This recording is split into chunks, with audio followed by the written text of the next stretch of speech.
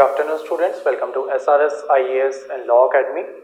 इससे पिछले वाली जो क्लास थी उसमें हमने कवर कर लिया था जो वेरियस लैंड रेवेन्यू सेटलमेंट जो अंग्रेज़ों के द्वारा लाई गई थी उनको जो है वो हम कवर कर चुके थे। और ये जो क्लास होगी क्लास 7, इसमें हम जो है 1857 का रिपोर्ट जो है उसको कवर करेंगे। दो क्लासेस में इसको जो है वो कवर किया जाएगा। पहली क्लास में आपको जो है कॉजेज वगैरह जो है वो सारे करवाए जाएंगे। जो पिछली जो हमारी क्लासेस थी जो उनमें हम जो है कॉजेज धीरे धीरे जो है वो कॉजेज जो हम करते आ रहे हैं, आज उन सारे कॉजेज को जो है वो हम इकट्ठा जो है यहाँ पे कर देंगे और इन्हीं कॉजेज की वजह से आपका जो है जो रिवोल्ट है 1857 का वो हो जाएगा। ठीक है, देन उसके बाद जो है हम किस तरीके से रिवोल्ट हुआ वो देखेंगे कि एक तो उसके लॉन्ग टर्म कॉजेज जो ये सारे जो आपके सिस्टम जो है ये आ रहे थे, देन उसके इमीडिएट कॉजेज जो है वो क्या बनते हैं, जो कि आप सबको पता है कि वो जो है एक इनफील्ड राइफल जो है वो इंट्रोड्यूस करवाई जाती है, जिसमें ये कहा जाता है कि उसमें गाय और जो सुअर की चर्बी जो है उसकी कार्टिलेज जो है उसमें यूज होती है। और वो कार्टिलेज जो थी वो जो आपके जो ये फौजी जो होते थे उनको अपने मुंह से जो है उस कार्टिलेज को खोलना पड़ता था एंड देन उसमें जो है बारूद वगैरह जो है वो भरना पड़ता था।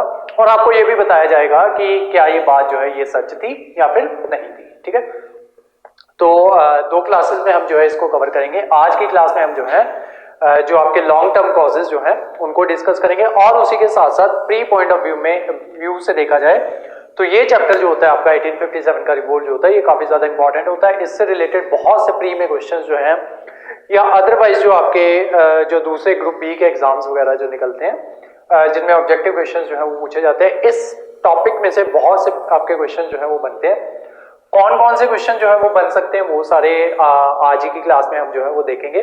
उसके अलावा जब 1857 का रिवोल्ट हुआ तो उसको वेरियस लोगों ने उसके ऊपर कुछ ना कुछ टिप्पणियां जो है वो दी हुई हैं। ठीक है, जैसे वीडी सावरकर जो है वो इसको कहते हैं 1907 में जब इसके 50 साल जो है वो पूरे हो जाते हैं तो उस टाइम पे वीडी सावरकर जो है वो कहते हैं कि ये जो थी ये फर्स्ट वॉर ऑफ इंडिपेंडेंस जो है वो थी। ठीक है, उसी के साथ जो जवाहरलाल नेहरू जो है वो इस रिवोल्ट को जो है फ्यूडल अपराइजिंग कहते हैं। ऐसे वेरियस लोग जो हैं उन्होंने इसको अलग अलग जो है इसके ऊपर टिप्पणियां जो है वो की है।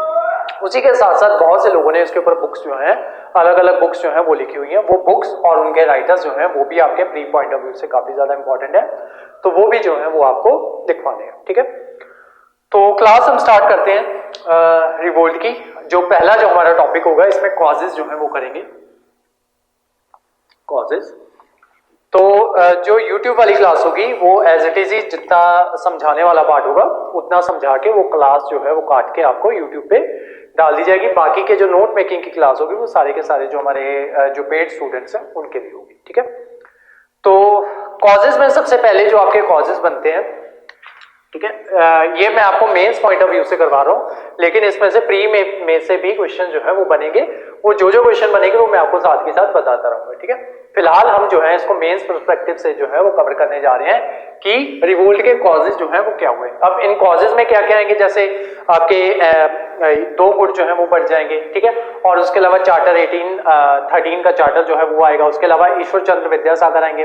अब उसके ऊपर वो जो है वो बुक लिखेंगे। अब जब वो उसके ऊपर बुक लिखते हैं तो वो बुक जो है वो आपके प्री पॉइंट ऑफ व्यू से इंपॉर्टेंट है। ठीक है, तो ये जो है ये सिर्फ मेंस वाले बच्चों के लिए नहीं है, ये जो मैं तैयारी जो करवाऊंगा ये मैं मेंस पर्सपेक्टिव से करवाऊंगा, लेकिन इसमें भी प्री के बहुत से फैक्ट जो है वो आपके नोट करने वाले होंगे। ठीक है, तो उनको जो है वो आपको साथ के साथ नोट करते जाना है। जो बच्चे हैं जो सिर्फ ऑब्जेक्टिव टाइप पेपर्स जो है वो दे रहे हैं, ठीक है, या जिनको मेंस जो है वो नहीं देना। तो पहले कॉजेज जो आपके बनते हैं वो बनते हैं सोशियो रिलीजियस कॉजेज।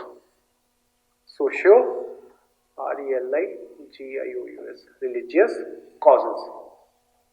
ठीक है, इसमें क्या होता है कि जब आपका 1813 का जो चार्टर एक्ट आया उसमें क्या क्या दिया गया था, पिछली क्लासेस में हमने ऑलरेडी कवर कर लिया है। उसमें क्या दिया गया था कि हर साल 1 लाख रुपए जो है वो इंग्लिश एजुकेशन के ऊपर खर्च किए जाएंगे। 1813 के चार्टर एक्ट में ये बात जो है ये कह दी गई। अब जब ये बात कही गई तो हमारा भारत जो था वो 2 गुटों में बट गया। ठीक है, एक ऐसे थे जो चाहते थे कि हमें जो है साइंटिफिक टेम्परामेंट के अकॉर्डिंग जो है वो चलना है और जो इंग्लिश लैंग्वेज जो है वो सब तक पहुंचनी चाहिए। ठीक है, जैसे इसमें आपके आ जाएंगे राजा राम मोहन राय जैसे लोग। ठीक है, ईश्वर चंद्र विद्यासागर जैसे लोग। ठीक है, ऐसे लोग तो ये लोग जो होंगे ये इसमें आ जाएंगे आपके जो इंग्लिश लैंग्वेज को प्रमोट कर रहे थे, और जो इंग्लिश लैंग्वेज को प्रमोट कर रहे थे उन्हें क्या कहा जाता था? एंग्लिसिस्ट। एंग्लिसिस्ट। और वहीं कुछ लोग ऐसे भी थे जो चाहते थे, अब हमेशा ऐसे नहीं होगा कि सारे अंग्रेज होंगे वो चाहेंगे कि अंग्रेजी लैंग्वेज जो है उसी को प्रमोट किया जाए, या सारे भारतीय ऐसे होंगे जो चाहेंगे कि सिर्फ भारतीय लैंग्वेजेस को प्रमोट किया जाए। ठीक है, तो दोनों गुटों में दोनों तरीके के लोग थे। ठीक है, एंग्लिसिस्ट में अगर अंग्रेज थे तो कुछ भारतीय भी शामिल थे जो चाहते थे कि अंग्रेजी लैंग्वेज जो है उसको पढ़ाया जाए। वही जो चाहते थे कि अंग्रेजी लैंग्वेज को ना पढ़ाया जाए, बैक टू वेदास की बात करते थे, वो थे आपके ओरिएंटलिस्ट। ओरिएंटलिस्ट। तो आपके पेपर में सवाल जो है प्री में किस तरीके से पूछा जा सकता है, आपको 4 नाम दिए जा सकते हैं, देन पूछ लिया जाएगा इनमें से ओरिएंटलिस्ट जो है वो कौन कौन से हैं। ठीक है, तो इनमें वो लोग आ जाएंगे जो चाहते थे कि भारतीय लैंग्वेजेस जो है उन्हीं को पढ़ाया जाए। अब इसमें कुछ अंग्रेज भी शामिल थे, जैसे आपके वॉरेन हेस्टिंग। Warren Hasting.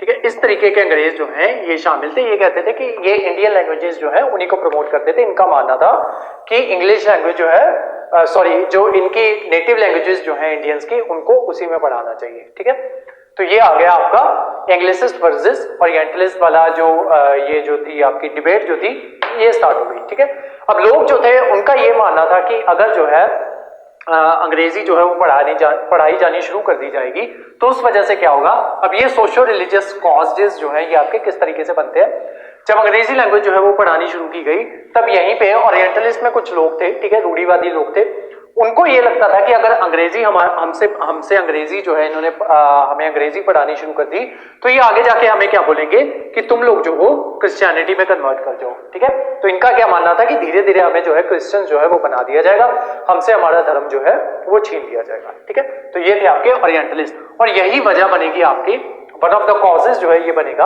आपका इसका रिवोल्ट का, कि लोग जो है वो अंग्रेजी हुकूमत जो होगी उससे खफा हो जाएंगे कि आप लोग जो है हमारे धर्म जो है उसके ऊपर प्रहार करने की कोशिश कर रहे हो, तो ये लोग जो है ये अंग्रेजों के खिलाफ खड़े हो जाएंगे। ठीक है, उसी के बाद जब ये आया 1813 में चार्टर एक्ट आता है। ठीक है, उसके बाद मैंने आपको करवाया था, जो यूपीएससी वाले बच्चे हैं उन्हें मैंने करवाया था मैकॉले मिनेट। ठीक है, मैकॉले, ये 1813 की बात है। देन उसके बाद 35 में मैकॉले मिनेट आ जाता है। 1835 में मैकॉले मिनेट आ जाता है। वो क्या कहता है, वो क्रिश्चियनिटी को प्रमोट करने की बात जो है ये कर देता है, और ये जो है जो क्या कहते हैं यहाँ पे जो बात की जा रही थी 13 में सिर्फ बात की जा रही थी कि इंग्लिश लैंग्वेज में पढ़ाया जाना चाहिए। ठीक है, मैकॉले मिनेट ने उसको फाइनलाइज कर दिया कि इंग्लिश लैंग्वेज में पढ़ाया जाएगा। ठीक है, और साथ ही साथ उन्होंने इसी मिनेट स्पीच के तहत ही मैकॉले मिनेट के तहत ही ये अलाउ कर दिया कि क्रिश्चियन मिशनरीज जो हैं वो इंडिया के प्रीचिंग जो है वो स्टार्ट कर सकती हैं। ठीक है, तो यहाँ पे जो लोग जो है जो बातें कर रहे थे कि धीरे धीरे हमें जो क्रिश्चियनिटी में कन्वर्ट कर लिया जाएगा, उन्होंने बोलना स्टार्ट कर दिया कि देखो हमने तो तुम्हें बोला ही था कि ये लोग जो है क्रिश्चियनिटी में कन्वर्ट कर देंगे। ठीक है, तो ये देखो ये अपना जो है एक्ट जो है ये लेके आ गए हैं। ठीक है, तो इनकी बातें जो थी वो और पक्की होनी शुरू हो गई। उसी के साथ साथ जब अंग्रेज जो है धीरे धीरे आपके जो इंडिया जो है उसमें डेवलपमेंट करने की कोशिश करेंगे, मान लो जैसे उन्होंने क्या किया कि पटरियां जो है वो बिछानी शुरू की। ठीक है, जब पटरियां बिछानी शुरू की तो जब ट्रेन इसके ऊपर चलती है, ठीक है, तो आप देखते हो कि पास की जो धरती है वो हिलती है। ठीक है, तो ये जो ओरिएंटलिस्ट जो थे, जो रूढ़िवादी लोग थे, उन्होंने ये कहना शुरू कर दिया कि देखो ये हमारी भारत माँ के सीने के ऊपर जो है रेल जो है वो चला रहे हैं, जिस वजह से क्या हो रहा है कि हमारी भारत माता जो है वो कांप रही है। ठीक है, दूसरी बात, जब रेल चलानी स्टार्ट की तो इनमें से एक शरारती बच्चा होगा, ठीक है, तो वो क्या सामने आके देखने लग गया कि अच्छा क्या आ रहा है। ठीक है, वो सामने आ रहा था, इतने में रेल ने क्या किया, उसको कुचल दिया। तो इन लोगों ने क्या बात बना ली, और ये सच्ची बात है, इन लोगों ने बातें बना ली कि जो क्रिश्चियनिटी में कन्वर्ट नहीं करेगा उसके ऊपर ये रेल जो है ये चढ़ा दी जाएगी। ठीक है, तो ये जब रेल बनी तब इन लोगों ने ये मसले जो है ये खड़े किए। उसके अलावा अंग्रेजों ने क्या करना स्टार्ट किया कि अंग्रेजों ने टेलीग्राम सर्विस जो है वो स्टार्ट की, तो उसके लिए पोल्स वगैरह जो है वो लगाने थे। ठीक है, तो जब इन्होंने पोल्स वगैरह लगाने स्टार्ट किए तो ये जो आपके ओरिएंटलिस्ट थे इन्होंने क्या बातें करनी स्टार्ट कर दी कि जी हमारी जो धरती माता है उसका सीना जो है वो छल्ली करके उसके ऊपर जो है पोल्स वगैरह जो है वो लगाए जा रहे हैं। ठीक है, इनमें से एक और शरारती बंदा था, वो कहता कि एक पोल तो ऐसा लगाया जा रहा है, बाद में एक पोल जो है ये ऐसा लगा दिया जाएगा। ठीक है, कि क्रिश्चियनिटी का क्रॉस जो है वो लगा दिया जाएगा, और जो बंदे जो हैं वो क्रिश्चियनिटी को नहीं मानेंगे, उनको इस क्रॉस के ऊपर जो है क्रूसीफाई कर दिया जाएगा। ठीक है, तो ऐसी ऐसी वाइल्ड इमेजिनेशंस जो है ये ओरिएंटलिस्ट जो है या रूढ़िवादी लोग जो है वो उस टाइम पे लेके आ रहे थे, और इन्हीं वाइल्ड इमेजिनेशंस की वजह से धीरे धीरे ये छोटे छोटे रीजंस बन के आपके बाद में जाके आपका रीजन बन जाएंगे उसका रिवोल्ट का। ठीक है, तो ये हो गया आपका पहला सोशियो रिलीजियस कॉज।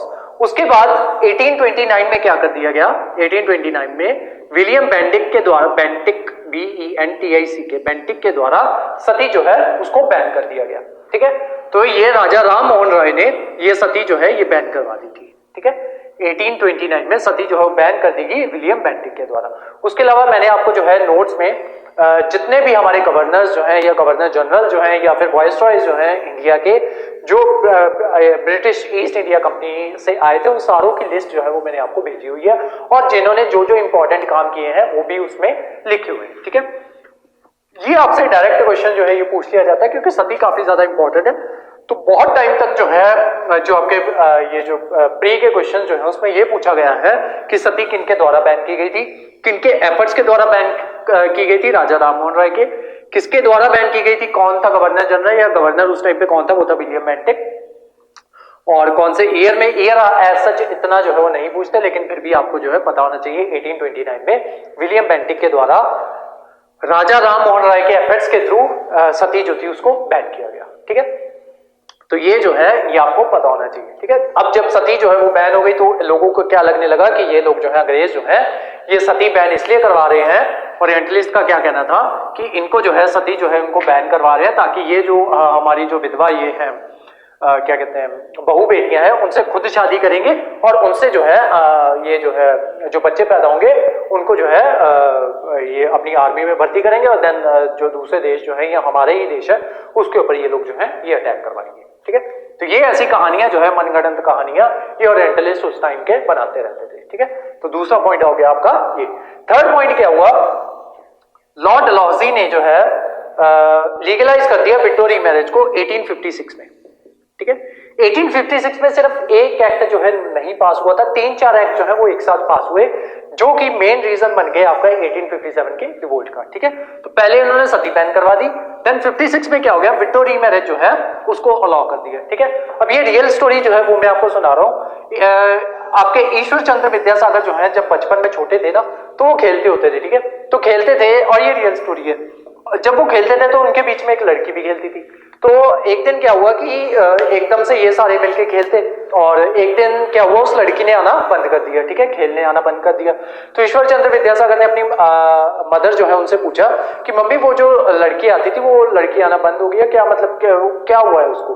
तो उसकी मम्मी ने बताया कि उसकी तो शादी हो गई। ठीक है, तो वो जब लड़की की शादी हो गई, छोटी उम्र में उसकी शादी जो है वो करवा दी गई और वो जो है वो अपने ससुराल चली गई। बाय चांस क्या हुआ, वहां पे जाके उसका जो हस्बैंड था वो बुढ़ा था और उसकी डेथ हो गई। ठीक है, जब हस्बैंड की डेथ हुई तो उसको जो है विडो होके वो वापस आ गई अपने घर। ठीक है, अब वो इनके साथ खेलती नहीं है, कुछ भी नहीं करती है।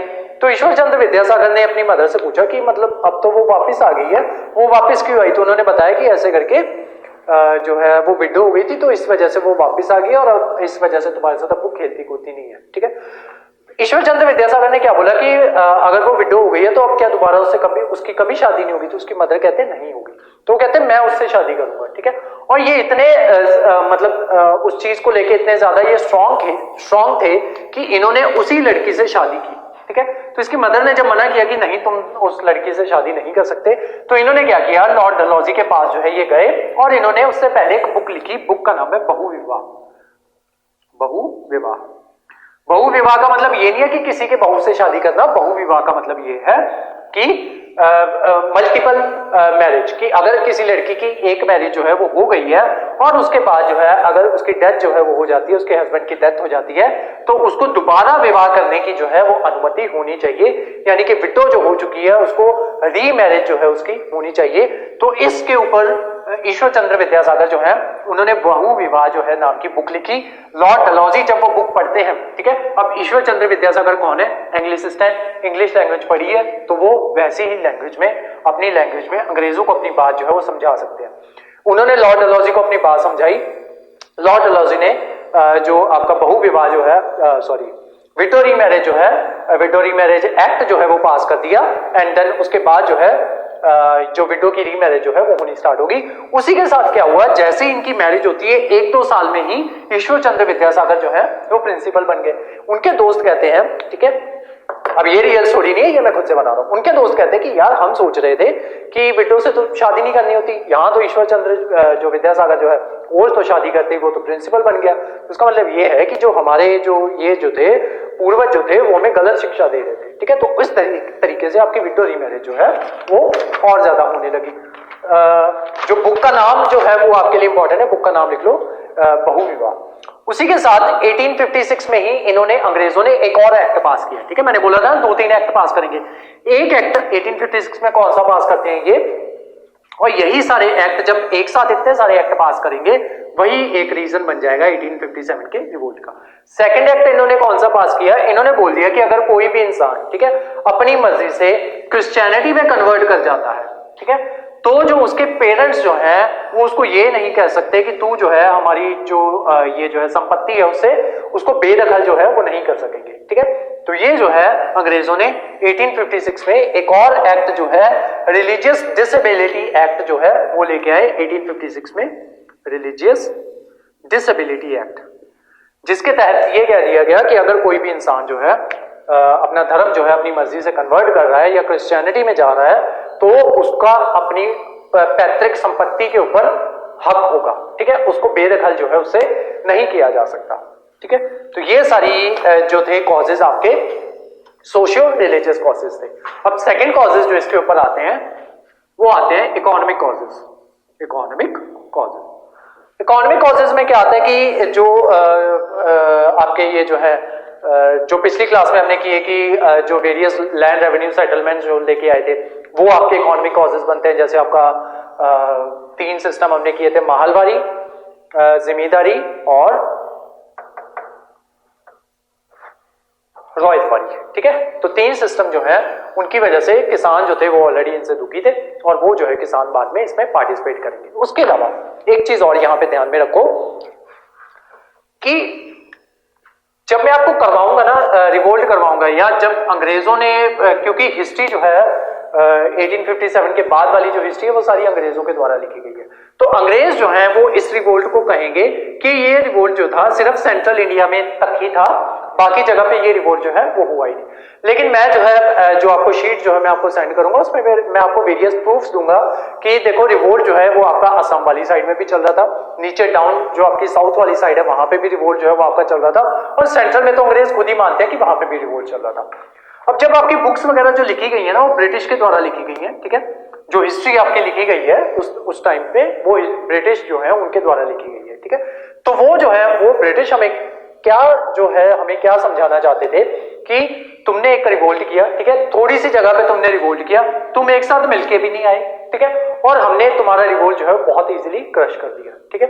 और ये इस वजह से बातें जो है इस वजह से की गई ताकि लोगों की मेंटालिटी जो है, लोगों की साइकी जो है वो इस तरीके से डेवलप की जाए कि अंग्रेजों को हराना जो है वो बहुत ही मुश्किल है, ठीक है, इजीली आप अंग्रेज जो है उन्हें नहीं हरा सकते। जब लोगों की मेंटालिटी में ये बात जो है ये घुस जाएगी तो वो जो है आगे से कभी भी ऐसा रिवोल्ट जो है वो करेंगे ही नहीं।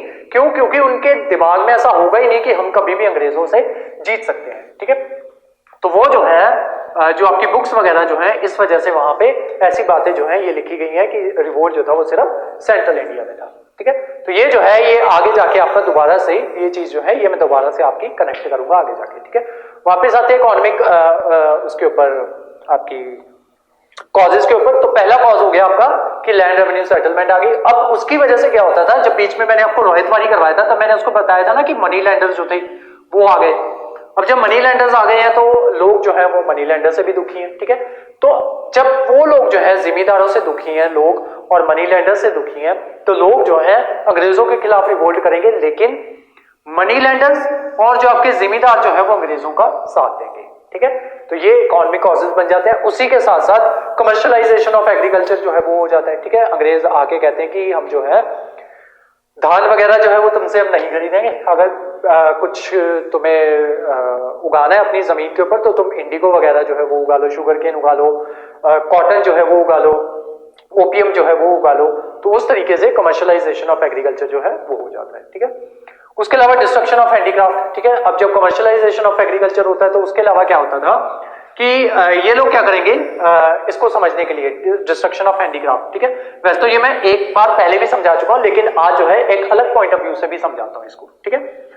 हैंडीक्राफ्ट जो है वो किसकी वजह से चलता था? राजा महाराजा की वजह से। किस वजह से? कि उनके जो है शौक हुआ करते थे, ठीक है। जैसे आपका जहांगीर है, उसका शौक हुआ करता था कि पेंटिंग्स बनवाना, ठीक है। ऐसे ही और राजा महाराजा जो है वो हुआ करते थे, किसी को सुंदर सुंदर आभूषण पहनने का शौक होगा, ठीक है। किसी को पेंटिंग बनवाने का शौक होगा, किसी को अच्छी तलवारों का शौक होगा।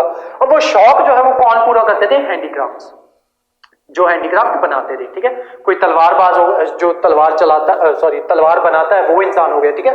वो अच्छी से अच्छी तलवार बनाएगा, राजा को देगा और राजा उसके बदले में उसको प्रेजेंट जो है वो दे दिया करेगा। उसके अलावा इनका जो काम जो था वो ज्यादा जो था वो राजाओं की तरफ से, राजाओं की वजह से चल रहा था। अब राजा जो थे उनको ब्रिटिश जो थे उन्होंने उनकी जो टेरिटरी थी उसको उसके ऊपर कब्जा करना शुरू कर दिया, और राजा जो थे उनके जो टैक्स कलेक्शन राइट्स जो थे वो अपने हाथ में ले लिए, और राजाओं को क्या किया? उन्होंने पेंशन पे भेज दिया। अब राजा के पास उतना ही पैसा है, अब वो अपने शौक जो है वो यहाँ पे पूरे नहीं कर सकता। अब ये हैंडीक्राफ्ट जो होगा, जो बंदा जो है हैंडीक्राफ्ट का बिजनेस कर रहा होगा, अब धीरे धीरे इसी वजह से हमारी हैंडीक्राफ्ट इंडस्ट्री जो होगी उसकी डिस्ट्रक्शन होनी शुरू हो जाएगी, और वो क्या करेगा? अपने एग्रीकल्चर की तरफ बढ़ेगा, और जो आपका जो एग्रीकल्चर का एरिया है वो धीरे धीरे कम होता जाएगा, ठीक है। पहले जो एरिया सिर्फ एक भाई के पास होता था, अब अगर 4 भाई हैं तो वो 4 हिस्सों में बंट जाएगा, ठीक है। तो ये सारी प्रॉब्लम जो है ये आपकी हैंडीक्राफ्ट इंडस्ट्री जो है उसके डिस्ट्रक्शन की वजह से और प्रॉब्लम जो है ये कॉज हो जाएगी। अब जिनका हैंडीक्राफ्ट जो है डिस्ट्रक्शन हो रही है, अब वो लोग भी अंग्रेजों के खिलाफ जो है वो खड़े होकर रिवोल्ट करेंगे, ठीक है। थर्ड है आपका political causes. Political causes, political causes के तहत क्या हुआ कि जैसे ये जो था लॉर्ड डलहौजी जो था, अब इसके ऊपर आपसे प्री में क्वेश्चन जो है वो पूछा जा सकता है। लॉर्ड डलहौजी जो है ये एक डॉक्ट्राइन लेके आया जिसको डॉक्ट्राइन ऑफ लैप्स कहा जाता है। Doctrine of lapse, doctrine of lapse जो है इसका मतलब क्या होता था कि अगर कोई भी राजा जिसकी अपनी संतान नहीं है, ठीक है, तो उसका जो है जिस राजा की अपनी संतान नहीं होगी, अगर वो किसी भी बच्चे को अडॉप्ट करता है वो राजा, तो उस बच्चे को लेजिटिमेट सन जो है वो नहीं माना जाएगा, और जिस राजा की अपनी संतान नहीं होगी उसकी संपत्ति जो है या उसका जो पूरा देश जो है वो ब्रिटिश जो है उनके कब्जे में आ जाएगा। ये जो है डॉक्ट्राइन ऑफ लैप्स जो है यही चीज कहलाती थी, और इसको इंट्रोड्यूस करने वाले कौन थे? लॉर्ड डलहौजी। और कब इसको इंट्रोड्यूस किया? 1848 में, ठीक है। तो 1848 में इसको इंट्रोड्यूस कर दिया गया। तो इस वजह से उन्होंने जो है 6 स्टेट्स ऐसी थी जिनको डॉक्ट्राइन ऑफ लैप्स के तहत जो है वो कब्जे में लिया। उन 6 स्टेट्स के आपको नाम पता होना चाहिए और उनका सीरियल ऑर्डर जो है वो पता होना चाहिए, ठीक है। तो सबसे पहली जो स्टेट जो थी जिसको कैप्चर किया गया था वो थी आपकी सतारा, SATARA। 1848 में इसको कैप्चर कर लिया गया, ठीक है। उसके बाद सेकंड जो थी आपकी स्टेट वो थी जयपुर, JAITPUR। इसको 1849 में कैप्चर कर लिया गया। जो सतारा जो आपकी पड़ती है वो पड़ती है आपकी महाराष्ट्र में, और जयपुर जो पड़ती है वो पड़ती है आपकी यूपी में, झांसी के पास में पड़ती है, ठीक है। थर्ड है आपकी संबलपुर। संबलपुर को कैप्चर किया गया 1849 में। संबलपुर आपकी पड़ती है उड़ीसा में, संबलपुर है आपकी उड़ीसा में। देन उसके बाद नागपुर को संबलपुर के बाद आपका कैप्चर किया गया उदयपुर को। फोर्थ है आपकी उदयपुर, इसको कैप्चर किया गया 1852 में, 1852। उदयपुर है आपका राजस्थान में, ठीक है। देन उसके बाद झांसी को कैप्चर किया गया 1853 में, झांसी आपकी यूपी में। और देन नागपुर जो है, नागपुर को कैप्चर किया गया 1854 में, नागपुर है आपका महाराष्ट्र में, ठीक है। तो ये स्टेट जो थी इनको कैप्चर किया गया धीरे धीरे, और डॉक्ट्राइन ऑफ लैप्स के तहत, क्योंकि इनके जो राजा जो थे उनका कोई भी अपना बेटा जो है वो नहीं था, ठीक है। और इसी वजह से आपके जो नाना साहेब जो है वो जो रिवोल्ट में पार्टिसिपेट करेंगे, क्यों? क्योंकि वो जो बेटे थे उनके बाजीराव सेकंड के अडॉप्टेड सन थे, और उनको जो है जो पेंशन बाजीराव को लगनी थी वो पेंशन नाना साहेब को नहीं लगाई गई, और उसी वजह से जो नाना साहेब जो है वो जो है वो रिवोल्ट में पार्टिसिपेट करेंगे। थर्ड जो आपका नेक्स्ट रीजन जो बना वो था annexation of Punjab. Annexation of Punjab कब कर लिया गया था? 1849 में, ठीक है। एनेक्सेशन ऑफ पंजाब जो है ये भी कर लिया गया 1849 में। उसी के साथ जो है पुअर एडमिनिस्ट्रेशन के तहत, ठीक है, एक और एक्ट जो है वो लेके आए कि जो अवध जो था, ठीक है, अवध हमने देखा था कि बैटल ऑफ बक्सर में अवध जो था उसको कैप्चर जो है वो कर लिया गया था। अब अवध के जो सोल्जर्स वहां पे अंग्रेजों ने जो है वो अपने सोल्जर्स जो है वो वहां पे लगाए थे और वहीं के लोगों को रिक्रूट करके जो है रिक्रूट करते थे और उन्हीं को सोल्जर्स वगैरह बना के इन्होंने पूरे भारत को जीता, ठीक है। तो सबसे पहले इन्होंने अवध जो है वहां पे जीत लिया था और सबसे पहले जो इन्होंने जो आपका बफर स्टेट जो बनाई थी वो भी अवध बनाई थी, ठीक है। तो अब क्या हुआ कि इन्होंने अवध के सोल्जर्स को लेके ये पहले कहां जाएंगे? मैसूर की वॉर जीतेंगे, ठीक है, धीरे धीरे मराठाओं को जीतेंगे, देन धीरे धीरे पंजाब को भी जीत लिया। अब इन्होंने क्या नेक्स्ट पॉलिसी क्या बनाई कि अवध जो है, ठीक है, अवध पे अभी भी रूल कौन कर रहा है? वहां का नवाब जो है वो रूल कर रहा है, ठीक है। लेकिन अब अंग्रेजों ने क्या प्लान बनाया कि अवध जो है उसको कैप्चर करना है, ठीक है। और जो भी आपके सोल्जर्स होते हैं ना, ठीक है, वो एक तरीके से किसान ही होते हैं, they are just farmers in uniform, ठीक है। तो वो किसान ही होते हैं और वो यूनिफॉर्म में होते हैं क्योंकि घर आके हर एक फौजी जो है उस टाइम पे घर आके रिटायर होके घर आके वापस खेती ही करता था। इस वजह से जो आपके ये जो होते हैं फौजी होते हैं उनको फार्मर इन यूनिफॉर्म जो है वो कहा जाता है, ठीक है। अब ये लोग जो थे, अब इन्होंने देख लिया था अवध वालों ने कि जहां जहां पे ब्रिटिश जा रहे हैं वहां पे किसानों का बुरा हाल जो है वो हो रहा है। बंगाल में हुआ जब उन्होंने आपका वो सिस्टम जो है जमींदारी सिस्टम लाया, वहां पे बुरा हाल हुआ। मद्रास में जब उन्होंने रॉयतवाड़ी सिस्टम लाया तो वो बुरा हाल हुआ। पंजाब में जब उन्होंने मालवाड़ी सिस्टम लाया तब उनका बुरा हाल हुआ। तो उन्हें पता था कि किसान जहां जहां पे अंग्रेज जा रहे हैं वहां पे किसानों का बुरा हाल जो है वो हो रहा है, ठीक है। तो अवध वालों ने बहुत सी चिट्ठियां जो है वो अंग्रेजों को डाली कि हमने आपको पूरा भारत जो है वो जीत के दे दिया है, आप प्लीज हमारे अवध को छोड़ दो, ठीक है। एक एक्सेप्शन रख लो, आप एक अवध को जो है आप एक्सेप्शन बना दो, हमने आपके लिए इतना कुछ किया तो आप हमारे लिए एटलीस्ट इतना कर सकते हो। लेकिन इनकी बात जो है वो नहीं मानी गई और लॉर्ड डलहौजी की पॉलिसी जो थी, policy of outright conquest, policy of outright conquest, उसके तहत अवध जो है उसको कैप्चर कर लिया गया पुअर एडमिनिस्ट्रेशन के बेसिस के ऊपर कि वहां की जो एडमिनिस्ट्रेशन जो है वहां के नवाब से नहीं हैंडल हो रही, इस वजह से हम जो है उसको कॉन्कर कर रहे हैं। और ये भी कॉन्कर किया गया 1856 में ही, ठीक है। और इसी वजह से ये यूपी बिहार वाले एरिया में ही जो आपका रिवोल्ट जो है वो होगा।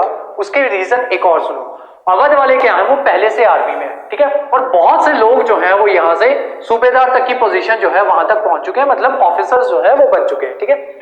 उतने बड़े ऑफिसर्स जो है वो नहीं बने, लेकिन एज कंपेयर टू बाकी जो देश जो है, ठीक है, बाकी देश के जो इंडियंस जो है उनके कंपैरिजन में ये जो है ऑफिसर्स जो हैं ये बन चुके हैं। अब यही लोग जो हैं, अब क्योंकि इन्हें ऊपर की थोड़ी थोड़ी खबर जो है वो होने लगी, अब यही लोग जो है वो मिलके आएंगे और बोलेंगे कि इनको पता होगा कि जहां जहां पे ब्रिटिश ने कब्जा करना स्टार्ट किया वहां पे जो वहां के किसान जो थे उनका बुरा हाल जो है होना शुरू हो गया। अब इसी वजह से ये जो ऑफिसर्स जो होंगे ये नीचे जो इनके सिपाही वगैरह जो काम कर रहे होंगे उनको बताएंगे कि इस तरीके से ये जो है अगर अवध को कब्जा कर लिया है तो इसके कितने बुरे जो है आसार जो है वो हो सकते हैं। और जब फाइनली अवध के ऊपर कब्जा करेंगे तो इनका जो है खून जो है वो खौलेगा और ये लोग जो है फाइनली अटैक जो है वो कर देंगे, ठीक है। अवध के ऊपर जो रूल कर रहे थे ना उस टाइम पे वो थे नवाब वाजिद अली शाह, नवाब वाजिद अली शाह। अब फाइनली इन्हीं की जो वाइफ जो है बेगम हजरत महल जो है वही रिवोल्ट जो है आपके अवध वाले एरिया में रिवोल्ट को जो है वो लीड करेंगे, ठीक है। तो वो कौन कौन लीड करता है वो उसका एक अलग से चार्ट जो है वो भी मैं आपको भेजूंगा। उसके अलावा एक और चीज जो है लॉर्ड डलहौजी ने एक और चीज की, आपके दिल्ली में रूल कर रहे थे बहादुर शाह जफर, बहादुर शाह जफर। जब रिवोल्ट होता है तो डलहौजी जो है वो बहादुर शाह जफर के पास जाते हैं और उनको बोलते हैं कि आप जो है वो भारत के आखिरी मुगल रूलर जो है वो होंगे, आपके बाद आज के बाद लाल किले के ऊपर कोई भी रूल जो है वो नहीं करेगा, आज के बाद आपके बाद जो है अंग्रेजी हुकूमत जो है या ब्रिटिश ईस्ट इंडिया कंपनी जो है वो इसके ऊपर लाल किले के ऊपर रूल किया करेगी, ठीक ठीक है। तो ये बहादुर शाह जफर जो है उनको भी फाइनली ये बोल दिया गया कि आज के बाद आप लोग भी जो है वो जो मुगल जो है उनका भी रूल जो है वो भारत के ऊपर नहीं होगा, ठीक है। तो ये सारे रीजन जो है पॉलिटिकल रीजंस हो गए, आपके इकोनॉमिक रीजंस हो गए, सोशियो रिलीजियस रीजंस जो है, कॉजेज जो है ये हो गए। इन सभी की वजह से आपका रिवोल्ट जो है वो होगा। एक कॉजेज और बनते हैं इसमें, मिलिट्री कॉजेज।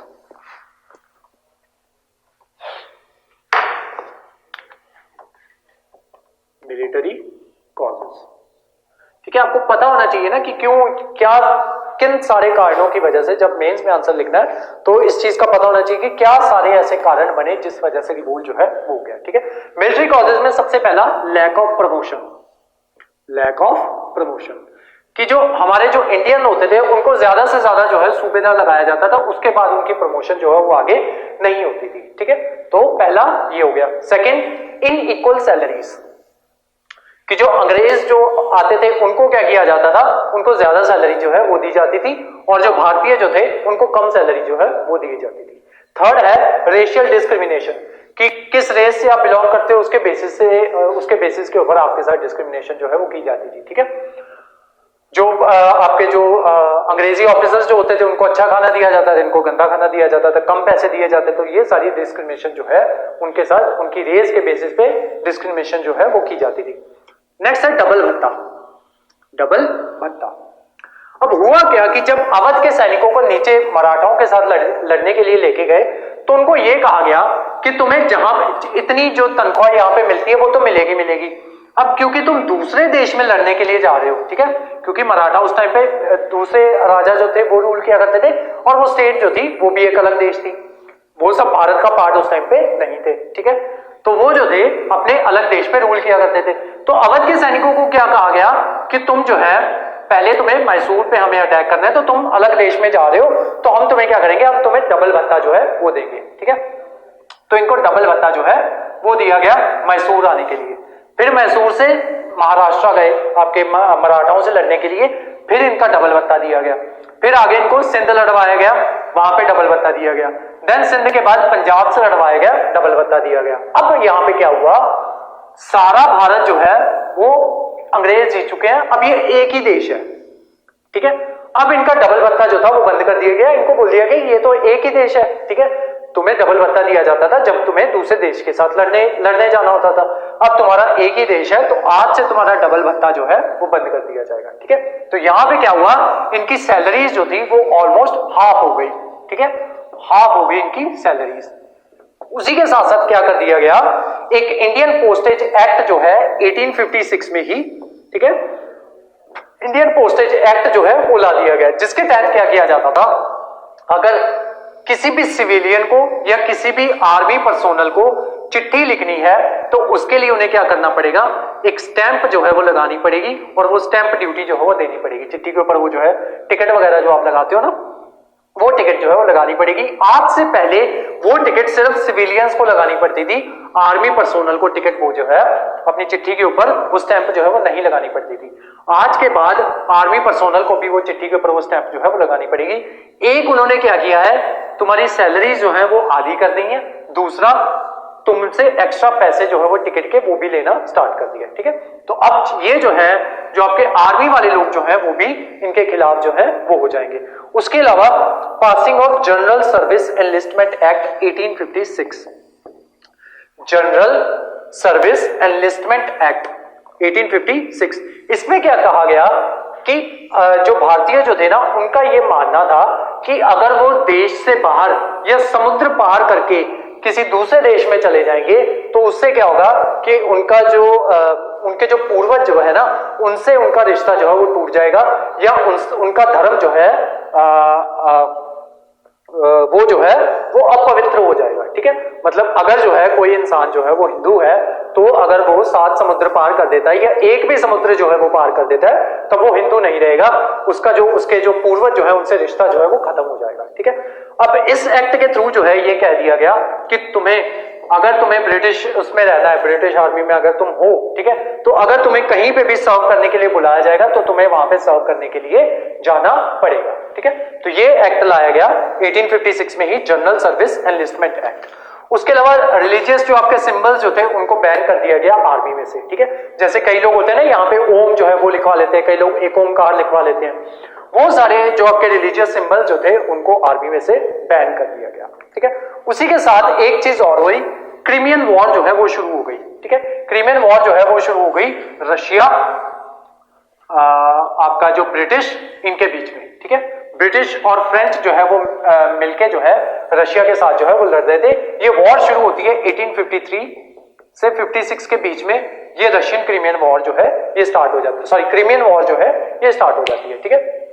तो रशिया जो था वो इधर एक्सपेंड कर रहा था, तो उस वजह से जो फ्रेंच और ये जो है ब्रिटिश मिलके दोनों रशिया के साथ जो है ये लड़ाई जो है ये शुरू कर देते हैं, ताकि रशिया आगे बढ़ के हमारे इलाकों तक जो है वो ना पहुंच जाए। अब उस वजह से क्या हुआ कि बहुत से सोल्जर जो थे, जो अंग्रेज सोल्जर, क्योंकि इंडियंस ने यहाँ पे जाने से मना कर दिया, तो बहुत से सोल्जर जो थे 1853 में गए, 54 में गए, 55 में गए, ऐसे धीरे धीरे वो गए।